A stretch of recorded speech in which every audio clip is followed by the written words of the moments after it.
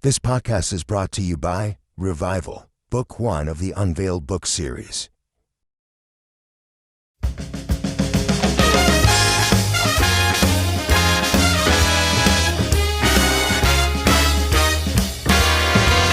From Hollywood, California, the manager that we all love, David Firestone.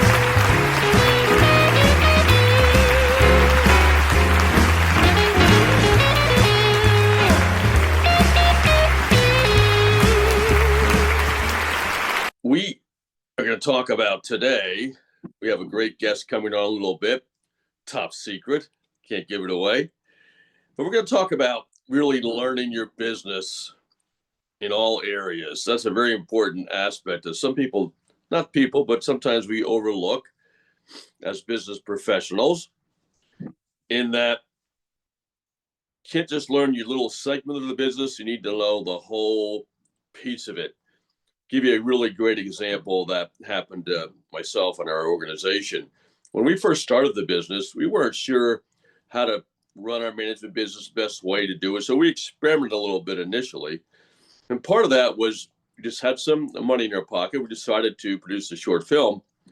And I was also an actor. I still am on and off again. And we thought, let's help one of our talent. He was that time a actor, director, and writer. His name was Patch Kentz. And we did a little deal with him where we agreed to produce it. Of course, I had a chance to act in it. Patch did, a few other talent. We had several of our talent in the film. And what it allowed me to do was really learn the other behind the camera part of the business. I had never been on a production shoot before and did not have the opportunity to see the camera work, the production side of it, learning sound. We made a bunch of mistakes, but we also learned a lot about sound. Make it as good as you can up front. Don't fix it in post. Some people do that. And at the same time, watch the actors, get the right cast. We learned about that. We actually had an actor who showed up and was drinking on set on the first day, and we had to eject him, but we had a backup plan. We had a talent lined up. I had a funny feeling. Excuse my little sniffle here. I got some allergies going on. It's almost springtime in California, it seems. And we had another actor lined up. And gosh darn it, he drove out here the day after that actor left. This actor was one of the co-stars in the short film. He drove out. He was in the Fresno area. And he did the role. We had to recast the role a little bit. It had to be tailored a little bit more to Leon Winters, great guy. So we learned a lot. So the lesson there is you learn about locations, picking the right locations, how to interface with people. So we learned a lot about the overall business. So that helped us a lot versus just jumping in feet first and not really understanding the production side of things. You also managed a band for a while. So we learned a lot in the early days, which is a good thing to do. Obviously, you want to make money as quickly as possible, but at the same time, it's important to learn in the beginning. So you build a good, solid building block to build onto. So it's really helped us now that we're producing lots of films, have our own slate of films in Firestone Films. So it was a great experience. Hope you enjoyed the story. We'll be on soon with our amazing guests. Thank you. I'm looking for a girl named Dana. Does she still work here? I don't know any Dana. I'm your father. CPS took my daughter. Got into some really big trouble. What kind of trouble? No. The body of Dana Delgado was discovered this morning. I'm sorry, Joe. Dana, Peter, and Antonio worked for a corporation called SIC. We have to get out of town. Antonio sold us out. I know things. What kind of things? If you were doing your job, detective, and find the killer. People you're after, they own this city. In a city where corruption often lurks in the shadows, most killers walk free.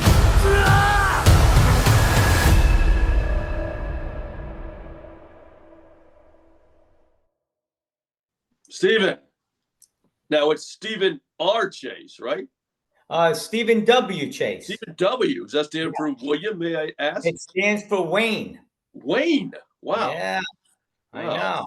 What was that crazy movie about Wayne? Was it a comedy or something? Oh, Wayne's World. Wayne's World. Yeah, David Spade and Dana Carvey. Yes, Dana Carvey back in the day. Yes, that was a crazy film. Mm-hmm. Well, thanks for coming on Road to Stardom with David Firestone. Thank you. You're welcome. Steve and I go back a bit. Steven, you prefer Steven or Steve? Do you have a preference? Not really. Professionally, it's Steven, and then, some people call me Steve once in a while. Since we're on a professional podcast, I'm going to use Steven. How's that? Okay. So, hey, sir. Sounds good to me. So Steven and we're going to talk a little bit for a moment about how we met. And we're going to give a plug to a director, Alexander Hugo.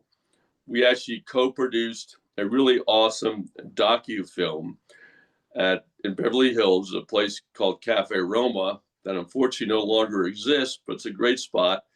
And a lot of cool actors used to hang out there back in the day. And we filmed in a private room there. And I got introduced to Steven through the director, Alexander. And he sent me this tape. And what's the name of the title of that film again? So I get it right. It's called They Came from Bensonhurst. They Came from Bensonhurst. Mm-hmm. And it's, I guess the best way to describe it is a promo piece, pilot piece for a gangster comedy. Is that correct? That is correct. Right. And it is, I couldn't stop watching it. It was hysterical. You were in there. Who were some of the other characters that were around? Other actors? Well, my friend that I lived with in the show was Joe D'Onofrio, right. From The Bronx Tale. And right. then also Mike Starr from Mike Starr, right? He was also played Father Joe, and some other actors, some pretty good, decent actors that were in there. It turned out pretty well. I mean, we didn't rehearse it, and we shot it in 2 days. Wow, that's crazy. It was very funny, and it's on YouTube, right? I believe, it is on YouTube. And give the title out again if people want to watch it. Yeah, it's called They Came from Bensonhurst. They Came. Okay. Yes. People want to say they escaped from Bensonhurst, but no, it's They Came from Bensonhurst. So highly recommend that. It's a great, funny film. Thank you. And I watched it straight through, and I was cracking up the whole time. It's a great film. And Steven, you were great in the film, as you were in the documentary, which was more of a talking over lunch film about actors and thoughts about their lives and different things that Alex would talk about. And we're in the process of selling that right now. So on the streaming platforms. So we're very excited about that. It was great to meet you on that set. We had a lot of fun there. You did. As one of the producers, and I got a chance to. Though Alex was very good about keeping me in the dark about what. I still remember, this is a funny story, Stephen. You probably didn't even know this, but there was a time when the sound guy, because I was a producer, came out and said, "Would you like to listen to what was happening inside?" I said, "Yeah, sure." So he put a mic in my ear, and I think maybe Layla was there, and we were listening for about 15 minutes. Then Alex came out. He wasn't happy with that. So that stopped for the rest of the scenes. He did not want people knowing what was going on. And that's understandable. Like a secretive mission. Excuse me? It was a secretive mission. It's a secret mission. Yes, we don't want people knowing what's going on until it gets released, right? Right. So that's funny. Really keeping it on the wraps. That's right. But what I heard sounded very funny. It sounded great. So I was very pleased with the little bit that I heard. It sounded great. Yeah, I remember that there was a lot of cameras running, like 3 or 4 cameras. Yeah, he captured a lot. Yeah. It was a great professional group of people that were Mossy. I give Layla a plug. I'm not going to try and pronounce her last name. I'll probably mess it up. Layla has a talent agency called RLC Talent. She was also great in the film. Yeah. She brought some really great actors to the table, too.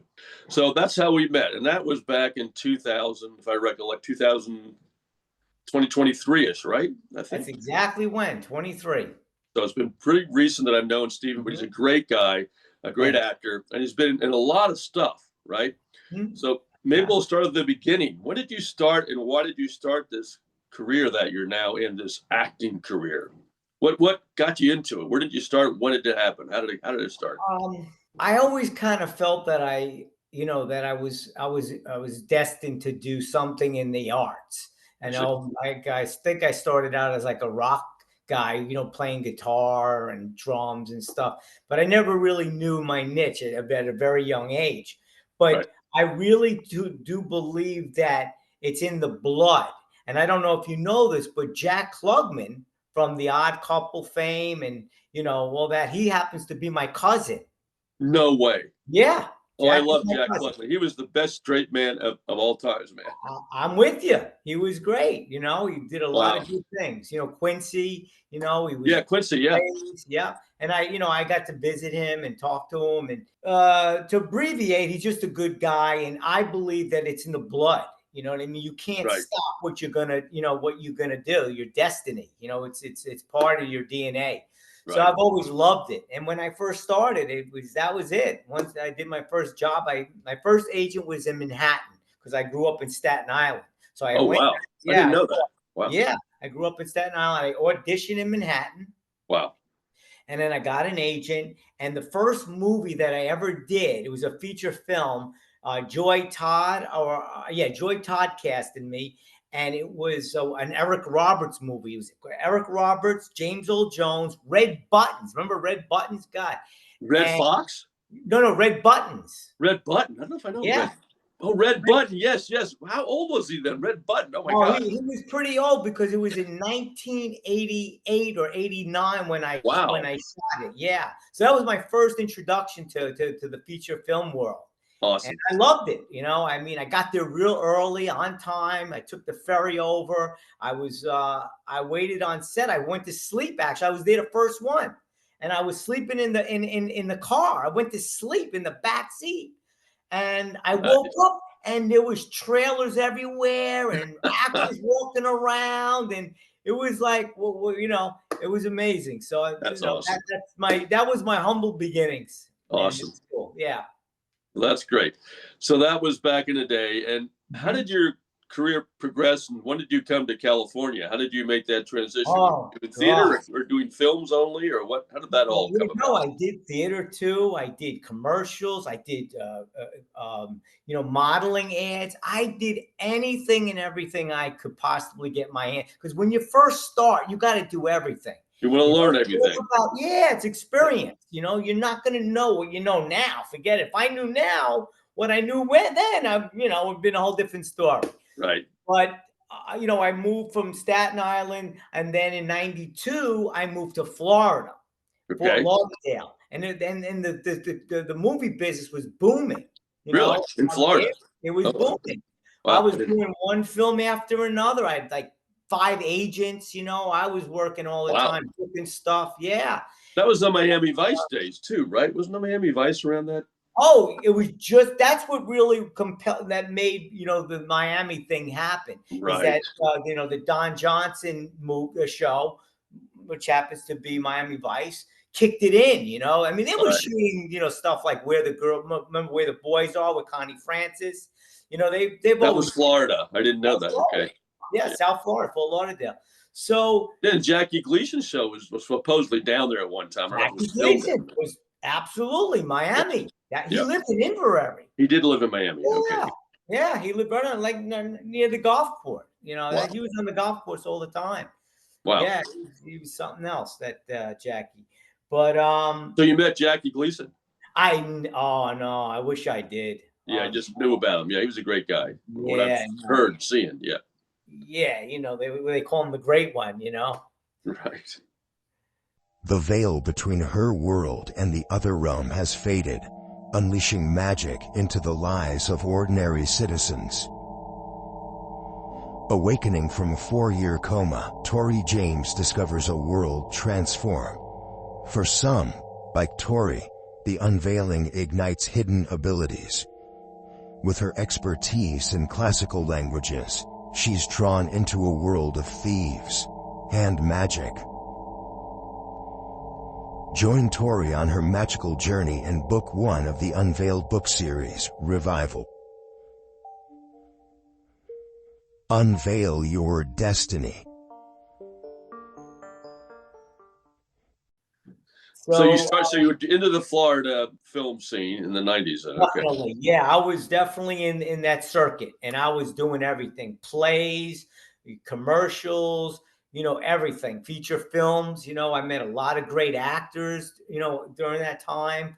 Sylvester Stallone, who I always wanted to meet, finally got to work and meet with him. And that was really cool. I met Arnold Schwarzenegger on True Lies. Oh, nice. Yeah. It was just, it was one movie after another. It was nonstop. Wow. I mean, it would take me hours to go through it. We wouldn't even have time, but it was amazing. I learned a lot, it's that's what it is, learning and watching, observing, because it's all about responding, Right. So, and I love what you're saying there, because we have a lot of new people who are watching and trying to get into the business or watching this podcast, and you did all the right things there. You said the right thing. You did everything. Everything. You didn't leave anything off the table. Shortcuts. Because, Stephen, I think you'd agree, you never know who you're going to meet somewhere on some set somewhere or learn that will move your career ahead. So you did all the right things there early on in your career. Show up. Go to the auditions. Whether you get it or not, it's good practice. You meet people on the set. It's just, if you want it bad enough, you have these, and you can't do it for fame. A lot of people are mistaken for that. You don't do it for recognition. You do it because you love it. It's an art form. You love to perform. The camera goes on and bam, you light up, like a Christmas tree. And that's where some actors go in it for the wrong reason. But rather than the craft and enjoying what they're doing, loving what they're doing, they're going in because they want to be famous. And that is not the way to approach this business. I honestly, when I act, it's like a good drug for me.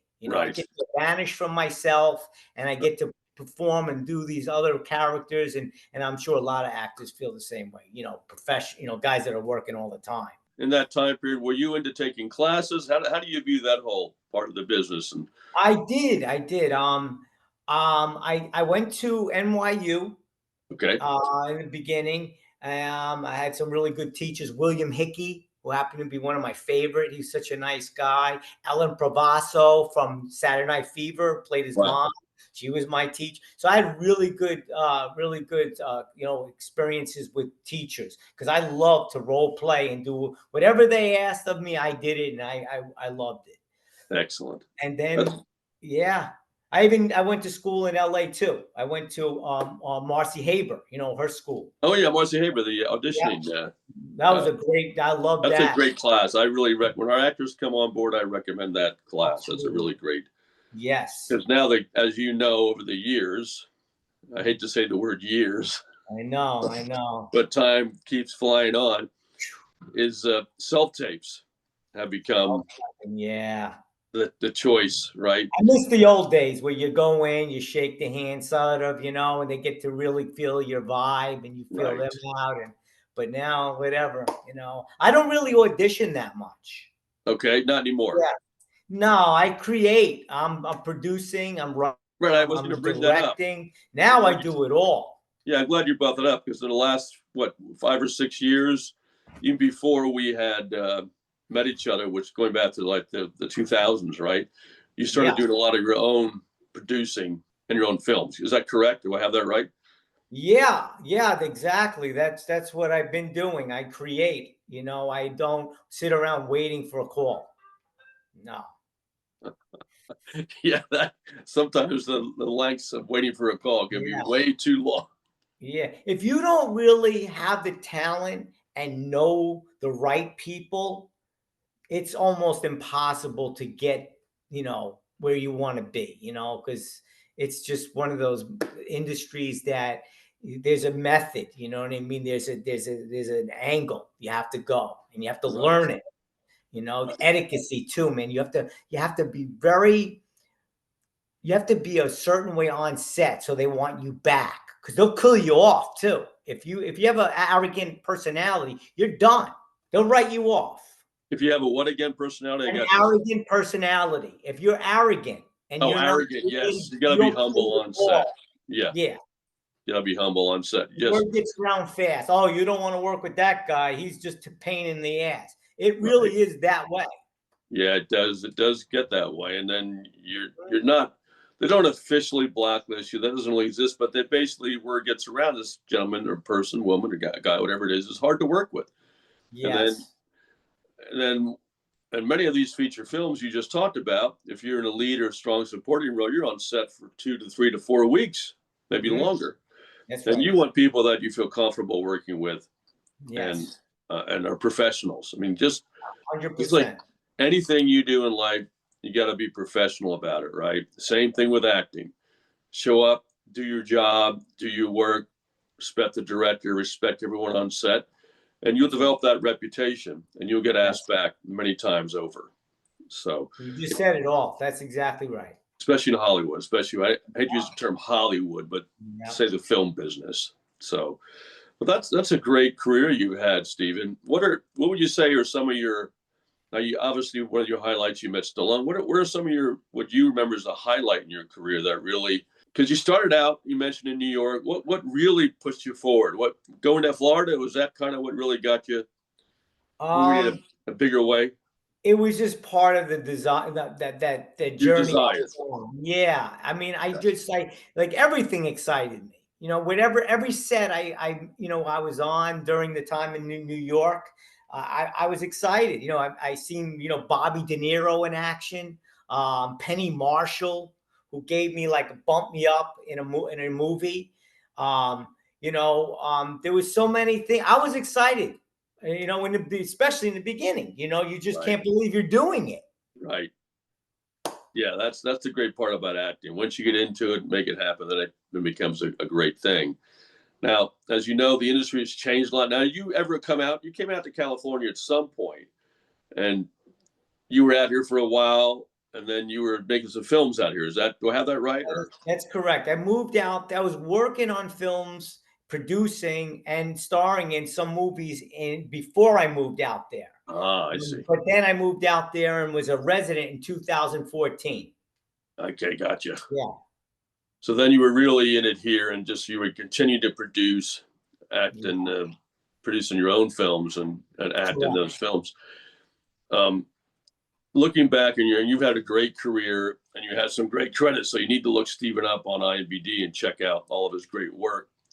And he's still moving forward. I see your posts on social media. What are you working on right now? You get some kind of a picture I was looking at a few weeks ago, like a cop thing or a gangster thing. Is that now finished? Is that still wrapping up? Or? Yeah, right now I'm in post. I just finished up directing and starring in a movie, which I'm pretty proud of. Yeah, it's called Shattered Justice.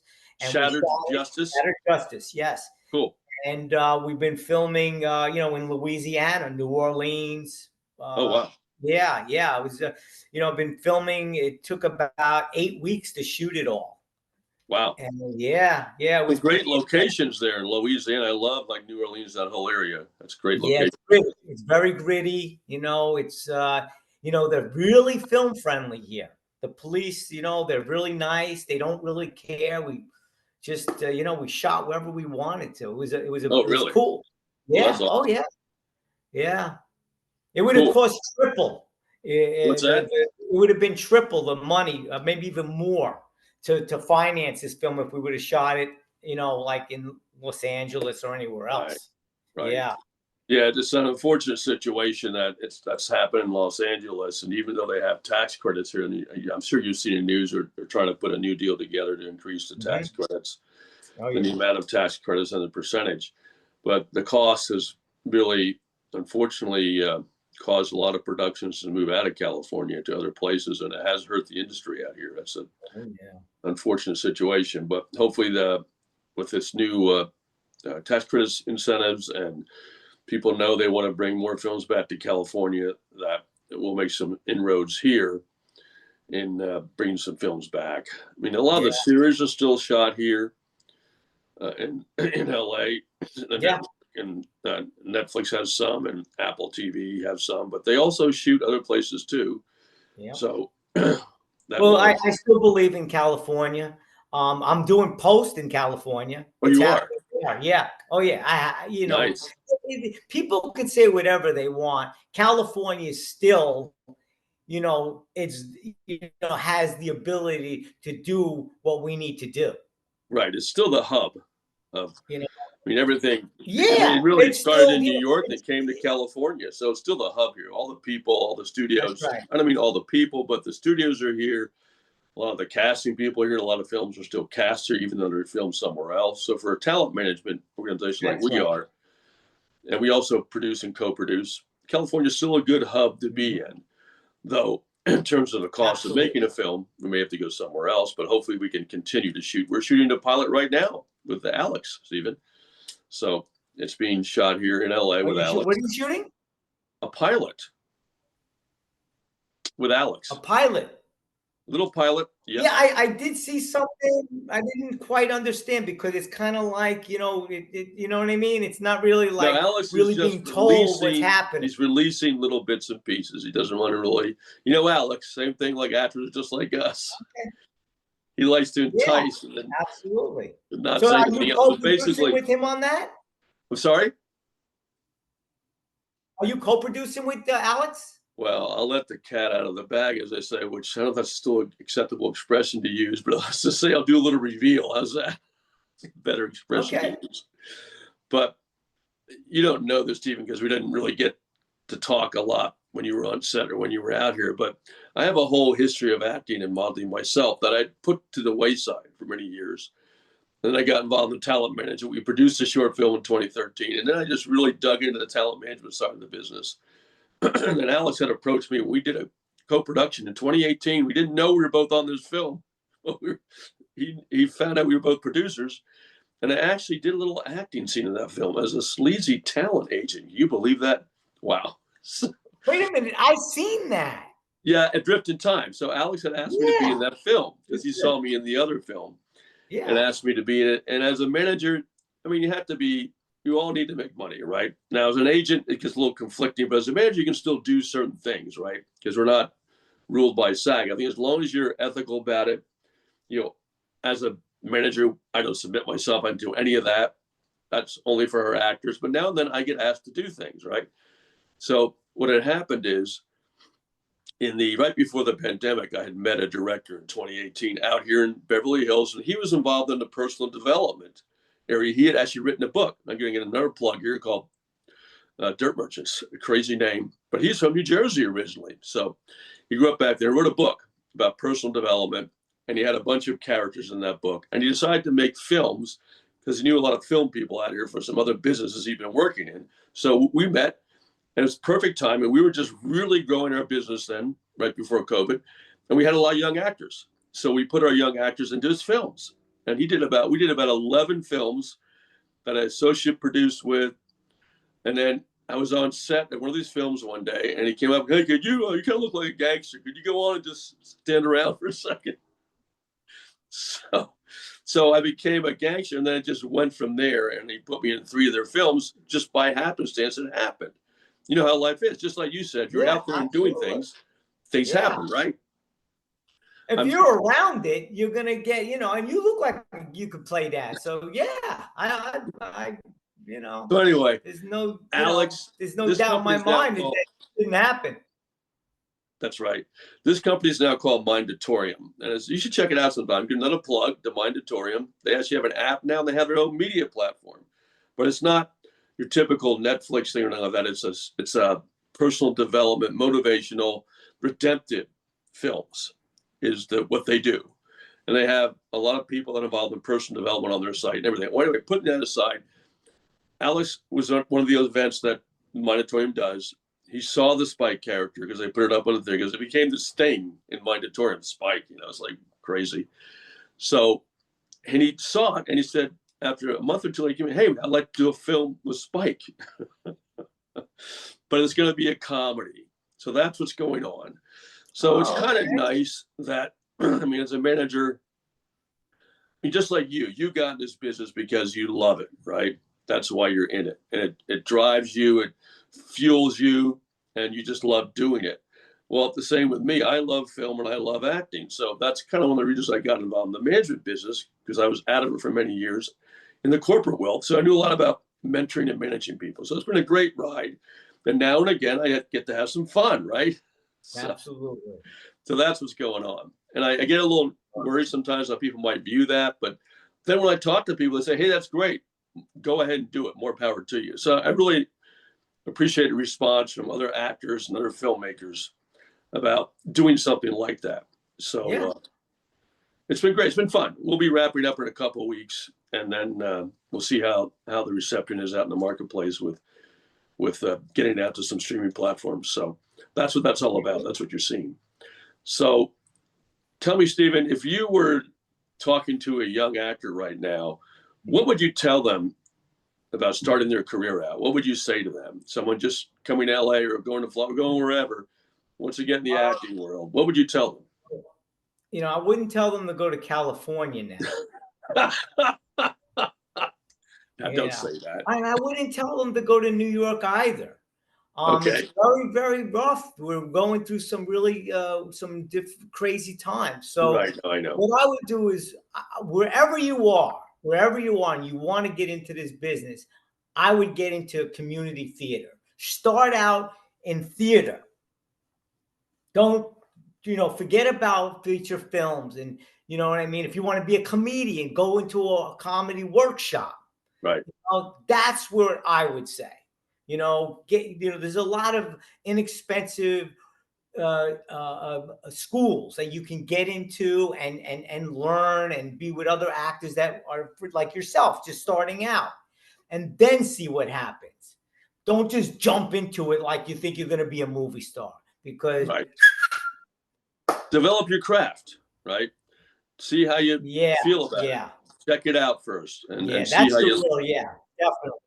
That's a very good point. It's a great way to, rather than I have to go to Hollywood, that's where everything is happening. Start locally, learn the craft, learn the business, and then you can move ahead, just like you did it in New York, and you then moved to Florida. So that's a really good point, because as you know, a lot of people, you lived out here, and you know what it's like. A lot of people came to Hollywood, they weren't ready for it. They weren't ready, and it didn't quite go the right way for them. So it's the land of broken dreams. Yeah. Unfortunately, they're on Hollywood Boulevard. You see them every other day up there. To make it, I mean, you can do it, but you got to be smart about it and stay focused and have a really great support structure. Absolutely, which most people don't. Right, and that's the great thing about, like you were just saying, if you get involved in community theater, and then you have a kind of that support structure around you that can help you grow.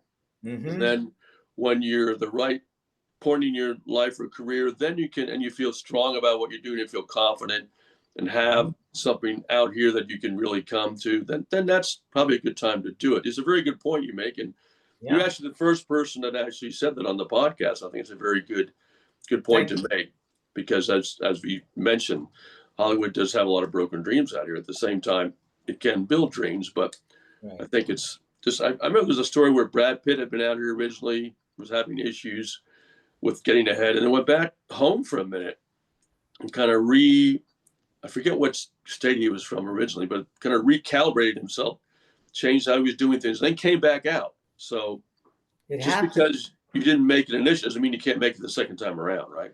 Right. So, you got to do it because you love it, not because you're trying to earn a living. Right. Ain't that the truth? Yeah. And it's you need to be mature. When you're, if you make it early, it messes you up. So, it's everybody has their own journey. I mean, people go out there, like girls go out there, they get caught up in doing porn because they didn't, you know what I mean? It does happen. All the time. All the time. It's one of those things. I don't even believe in luck. I really believe that is a higher God is with you, and he loves you. And if you believe yourself, he'll believe you, and he'll part the Red Sea for you. But you got to do the right thing. Right. Stephen, I think we're going to wrap things up here. You've made some really awesome comments. You're a great guy. Since the day I met you, I felt like a kinship with you, friendship. And you're very personable, and you're funny on screen. I love your work. I appreciate that. And you're a really strong, great actor. Can't take that away from you. So, for sure. I just want to plug. I was going to say, is there anything else you'd like to say about what we talked about? Shadow Justice is in post in Burbank. we're getting real close. Another month, we should have it ready to go. And now, do you have distribution on that, or what do you? And I'm excited about that. And do you have distribution? Also, I'm doing an upcoming. Yeah. Oh, yeah. No, I'm working with a couple. Yeah, I'm trying to figure out which one to go with. I have a few people that I've been dealing with, and I want to make sure it gets what it needs to get, financially and commercially, to get out there and exposure. And then I'm right now I'm in pre-production on a comedy called Marvin Maroney. I'm not directing, but I am starring in and producing. It's a full-blown zany comedy. Takes place, FBI agents and naked girls and all kinds of good stuff. Fun, a lot of fun. It takes place in a strip club, and Marvin Maroney's a rookie FBI, and they betting on him, and they're hedging bets that he can't get get it done, the detail. Sounds great. I get to dress up as a woman, and it's going to be hilarious. It's really, I'm looking forward to it. And the directors are Hal Porcelain, who I've worked with before, and a producer that I'm working with. Her name is Kim Marissi. She's also going to be an actress in the movie as well. So that's what I'm working on. What's the name of that movie again, Stephen? It's called Marvin Maroney Private Dick. Okay, now I get it. All right. Nice. Yeah. Well, that's an old school. Really that's an old school movie. That's for sure. I love it. I'm looking forward to it. Really am. Fantastic. Stephen, thank you so much for coming on and talking with us. It's been great to reconnect with you, and looking forward to those two new films coming out and getting a chance to enjoy your acting and your creative energy. Thank you. I appreciate you inviting me on your show. You look fantastic, and I see all your stuff on social media. You're always busy, and tell Alex I said hello. I'll do that. And what's his name there? His sidekick. Yeah, George Zonos. You know what I'm talking about, right? Yeah, Georgie. Yeah, George. Great guy. He's a good guy. Yeah. So we'll see ya.